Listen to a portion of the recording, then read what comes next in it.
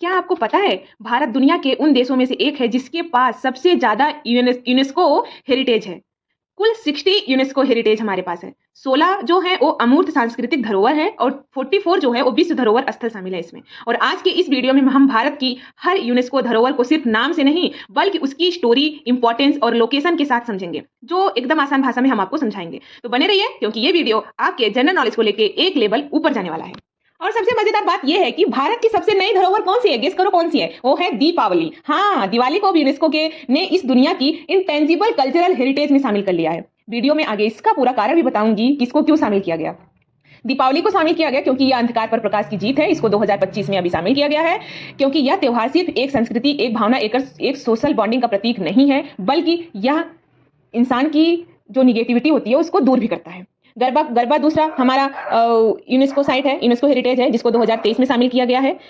और दुर्गा पूजा 2021 में शामिल किया, कुंभ मेला 2017 में शामिल किया गया, योग को 2016 में शामिल किया गया, नवरोज को भी 2016 में शामिल किया गया, ठठेरी कारीगरी जो कि पंजाब की है उसको 2014 में शामिल किया गया, मणिपुरी संकीर्तन जो है उसको 2013 में शामिल किया गया, लद्दाख का बौद्ध जब 2012 में शामिल किया गया, मुडियट्टू केरल का एक देवी और दानों की कथा है, नाट्य रूप में दिखाया जाता है, उसको 2010 में शामिल किया गया, काल बेलिया राजस्थान में या जो जहर वाले सांपों से दोस्ती और थिरकती कमर राजस्थान का गर्व कहा जाता है, इसको 2010 में शामिल किया गया, छऊ नृत्य को जो कि बंगाल, झारखंड, उड़ीसा में किया जाता है, इसको 2010 में शामिल किया गया, रामायण उत्तराखंड का है जो कि देवी और लोक की रंग बिरंगी झांकियां निकाली जाती है, 2009 में शामिल किया गया, रामलीला 2008 में शामिल किया जो रामायण की कहानियों का एक नाट्य मंचन भारत की आत्मा को दिखाता है, और वैदिक मंत्रोच्चारण जो है 2008 में शामिल किया गया, कुटियट्टम केरला का एक सबसे पुराना जीवित संस्कृत नाट्य रूप है, इसको 2008 में शामिल किया गया। So this was India's intangible heritage. अब चलते हैं वर्ल्ड हेरिटेज साइट पे कि भारत में वर्ल्ड हेरिटेज साइट 44 है, यूनेस्को वर्ल्ड हेरिटेज साइट। अब पहला आता है कल्चरल साइट, उसमें 32 है। एक है महाराष्ट्र से रिलेटेड, 3 है साइट, हेरिटेज साइट, जिसमें अजंता गुफाएं आती हैं, एलोरा गुफाएं आती हैं और छत्रपति शिवाजी टर्मिनल्स आते हैं। दिल्ली हेरिटेज, हुमायूं का मकबरा, कुतुब मीनार, लाल किला। उत्तर प्रदेश से ताजमहल, आगरा किला, फतेहपुर सीकरी। राजस्थान से आमेर किला, चित्तौड़गढ़ किला, कुंभलगढ़ किला, गागरोन किला, रणथंभौर किला, जैसलमेर किला, जयपुर शहर। साउथ इंडिया हेरिटेज में महाबलीपुरम तमिलनाडु से, हम्पी कर्नाटक से, पुडिकल्लम कर्नाटक से, नीलगिरी माउंटेन रेलवे।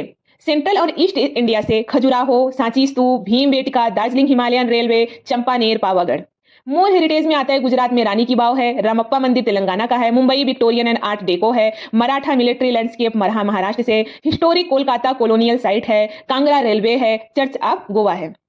अब आते हैं हम लोग नेचुरल हेरिटेज साइट कितने हैं? 10 है। वो है असम का काजीरंगा राष्ट्रीय उद्यान, असम से ही मानस वन्यजीव अभ्यारण्य, राजस्थान का केवलादेव राष्ट्रीय उद्यान, वेस्ट बंगाल का सुंदरबन उद्यान, नंदा देवी उत्तराखंड से, फूलों की घाटी भी उत्तराखंड से, पश्चिमी घाट कई राज्यों में है जो कि पश्चिमी घाट फैला है, Gujarat, Goa, Maharashtra, Karnataka, Kerala. Great Himalayan national park जो कि हिमाचल प्रदेश में है, कंचनजंगा नेशनल पार्क जो कि सिक्किम में है, गोल्डन लंगूर प्राकृतिक परिदृश्य। अब आते हैं कि मिक्स्ड हेरिटेज कितने हैं? 2 हैं, एक है कंचनजंगा राष्ट्रीय उद्यान, एक है नर्मदा वैली भूवैज्ञानिक क्षेत्र। अब हम लोग इसको समराइज करते हैं तो हमारी तो ये थी भारत की सभी 60 यूनेस्को धरोहरें, जिसमें 16 इंटेंजिबल हैं और 44 वर्ल्ड हेरिटेज साइट्स हैं। भारत दुनिया की सबसे पुरानी और सबसे समृद्ध संस्कृतियों में से एक है और यूनेस्को की ये लिस्ट इसे दुनिया के सामने और भी चमकदार बना देती है। अगर आपको इस वीडियो से कुछ नया सीखने को मिला तो लाइक करें, शेयर करें और कमेंट में लिखना ना भूलें आई लव इंडिया। मिलते हैं अगले ज्ञान से भरे वीडियो में।